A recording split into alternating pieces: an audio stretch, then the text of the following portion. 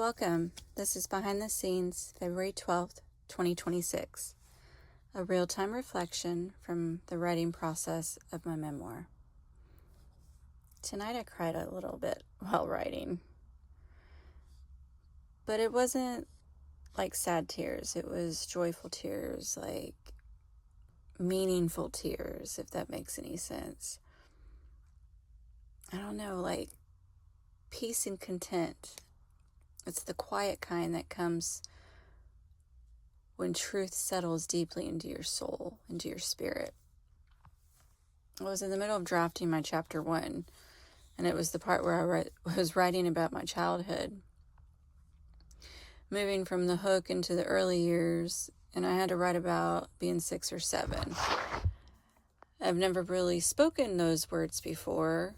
I buried those memories deep inside and learned to move forward without even revisiting them. So, reliving parts of my childhood and putting them on paper for this book, it feels different. It felt final. It felt real in a way that just simply thinking about it never quite does. So as I wrote, emotions surfaced that I didn't realize were still tucked away. The tears weren't overwhelming. They felt more cleansing, healing, like something had been waiting quietly that finally had space to breathe.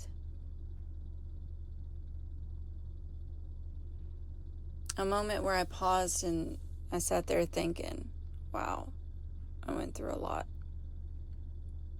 And then another thought followed. How did I become such a good person? That question wasn't prideful, it was an honest curiosity. After everything, the instability, the searching, the independence that was really survival, the things a child should never have to carry, how did my heart stay soft? I realized something in that moment. I didn't become good because life was easy. I became good because I chose not to let pain turn me hard, turn me evil. Don't get me wrong, I've had my moments, trust me. But deep down, I have a heart. And I didn't let bad things change that. Somewhere in all the movement from home to home, pretending I didn't need help, all the crying in private, I must have made quite a decision. I must have decided that I would not become what hurt me. That realization touched me more deeply than the memory itself. And writing this memoir feels like walking through old rooms in a house that I've lived in my whole life.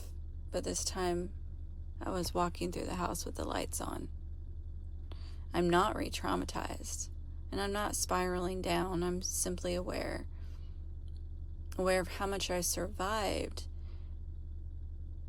and aware of how much God has been covering me, even before I consciously knew Him the way I do now. There's something sacred about seeing your own timeline clearly. And tonight, I saw little old me lying on her bed, daydreaming about that kind of life she wanted one day.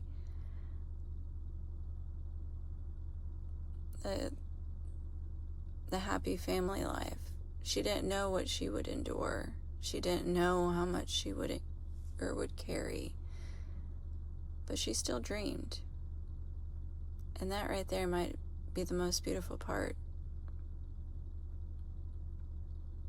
That little girl still dreamed. And somehow, through all of it, I kept my heart.